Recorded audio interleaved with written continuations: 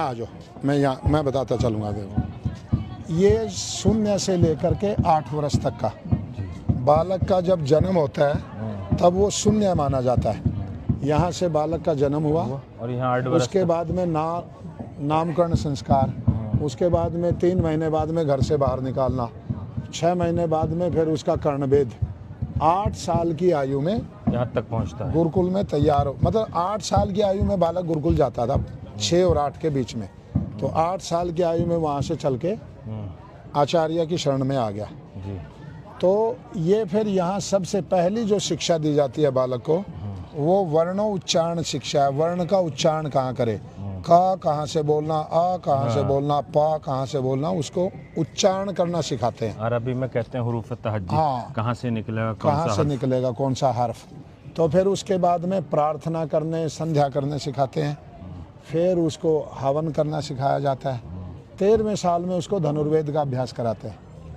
धनुर्वेद और फिर कुश्ती, मल्ल विद्या, एक अर्जुन की विद्या, एक भीम की विद्या। तो ये 13 साल तक का ये जीवन है बालक का। वो पहले से 8 और ये 9 से 13। 9 से 13। फिर ये है 14 से 18। 14 से 18 में यहाँ मैथमेटिक्स सीखता है, यहाँ आयुर्वेद सीखता है। आजकल की शिक्षा पद्धति में तो किसी को PhD भी है, जुकाम हो जाएगा तो डॉक्टर के पास भागेगा, अपनी चिकित्सा नहीं कर सकता। गुरुकुल में पढ़ा हुआ ब्रह्मचारी लगभग रोग शुरू होने के समय ही अपनी चिकित्सा कर लेते हैं, रोग को पनपने नहीं देते। तो उसके बाद में थोड़ा शास्त्रों का अभ्यास, फिर मेडिटेशन।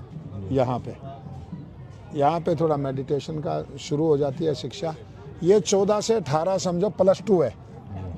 +2 तक की एजुकेशन ऐसे ही होते हैं। फिर गोपालन सिखाया जाता है, पशु का पालन कैसे करना है, उन्नत कैसे बनाना है, दूध कैसे निकालना है, कैसे सेवा करनी है, क्या रोग जंग के आदाब भी सिखाए जाते हैं। और फिर तलवार 18वें वर्ष में तलवार का अभ्यास। फिर आ गया 19 से 25। 19 में शुरुआत, क्योंकि अब रिसर्च वाले फील्ड में आ गया ग्रेजुएशन में जी। तो शुरुआत मेडिटेशन से है। रिसर्च का आधार मेडिटेशन है। जो जितना एकाग्रचित होगा उतना ही ज़्यादा अनुसंधान करेगा।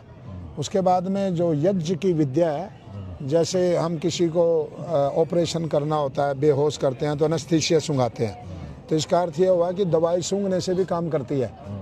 तो ये यज्ञ विद्या सिखाई जाती है कि किस किस प्रकार की जड़ी बूटियां डाल करके किन किन रोगों पे काम किया जाता है। सिर्फ सूंघने से भी मिलती है। हाँ, शिफा मिलती है। ये तो है ही है, आदमी को बेहोशी की दवाई सूंघाते हैं तो फट बेहोश हो जाता है।